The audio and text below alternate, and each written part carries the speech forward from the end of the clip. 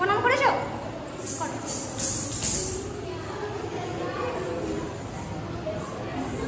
করো। পেছন থেকে পেছন থেকে।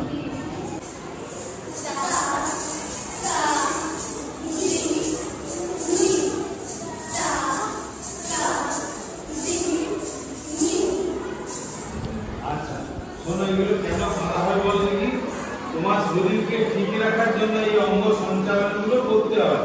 যদি এগুলো না করতে পারো তাহলে কিন্তু তুমি নৃত্যতে হাত ঘুরাতে পারবে না, ঘাড় ঘুরাতে পারবে না, মুদ্রা দেখাতে পারবে না।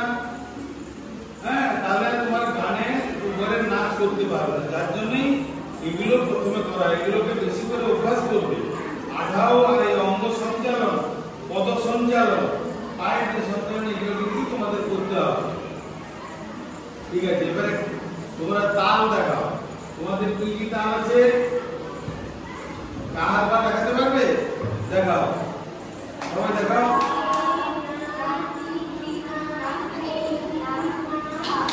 আরেকবার আ এ না ই না কো ই না না। আগে তাল মিলে গেল, আবার দেখাও। আ এ না ই না কো ই না না।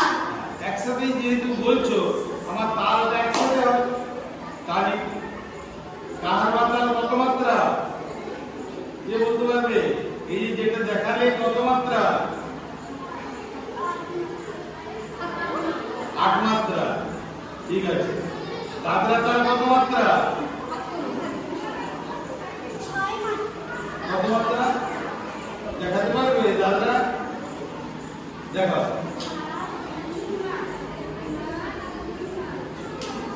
দেরি হয়েছে, দাঁড়িয়ে আছো, দেখাও। দাঁড়িয়ে আছো তুমি, দেখাও। তুমি দেখাও, তুমি দেখাও।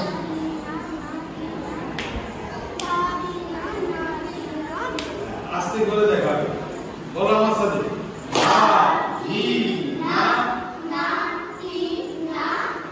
এইভাবে দেখাতে হবে। হ্যাঁ, খুব সুন্দর। এবারে গান করো। এবারে গানে গান শুনছি। पीछे पीछे पीछे दौड़ाओ, फाँका फाँका दौड़ाओ। ওরে গিলবাসী। ঠিক আছে,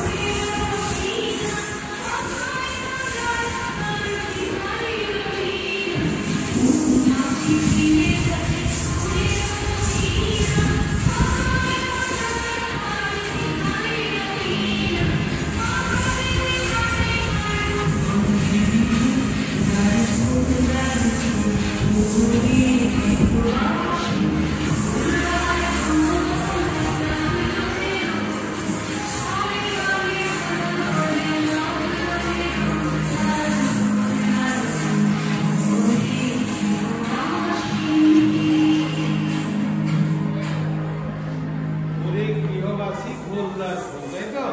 এটা কোন পর্যায়ের রবীন্দ্রসঙ্গীত বলো তো? কোন পর্যায়ের রবীন্দ্রসঙ্গীত? কোন পর্যায়ের রবীন্দ্রসঙ্গীত?